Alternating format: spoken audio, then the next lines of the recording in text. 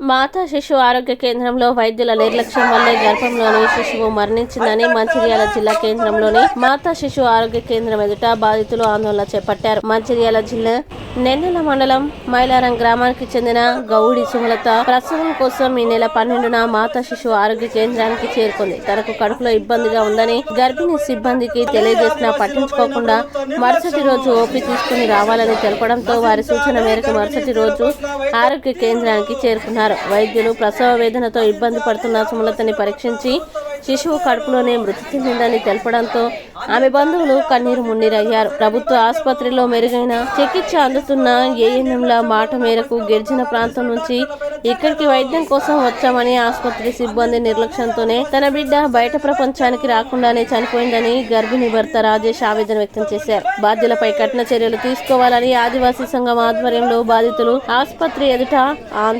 ఆందోళన చేపట్టారు.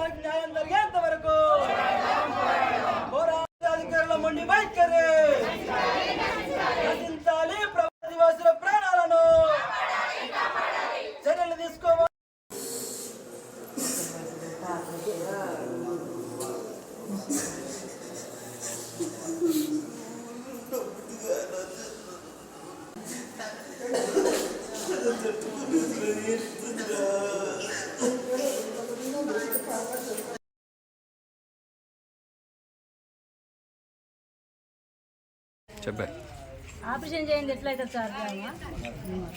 నా పేరు తలండి రాజన్న, మాది మైలార గ్రామం.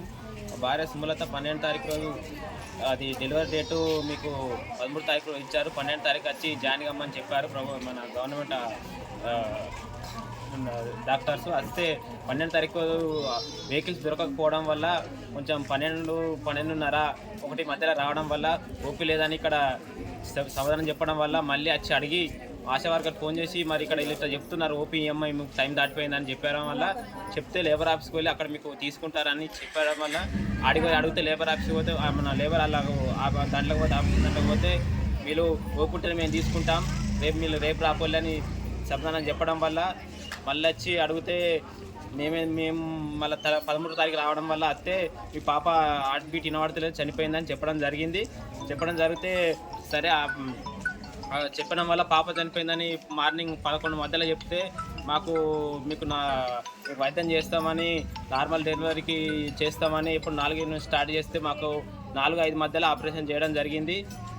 తల్లికి ఏం ప్రమాదం లేకపోవడం వల్ల మేము సంతోషంగా ఉండడంతో మేము సైలెన్స్ ఉండడం వల్ల లేదు వాళ్ళే టైంకి రాకపోవడం వల్ల మమ్మల్ని సరిగ్గా సంప్రదించకపోవడం వల్లనే వాళ్ళ నిర్లక్ష్యం వల్లనే చనిపోయిందని సమాధానం చెప్పడం వల్ల వాళ్ళు చెప్తేనే కదా, చెప్పడం వల్లనే చదువుకొని రాని వాళ్ళు మీకు ఇలా లేదు వీళ్ళు బొమ్మడం వల్లనే వాళ్ళు వెళ్ళిపోయిళ్ళు.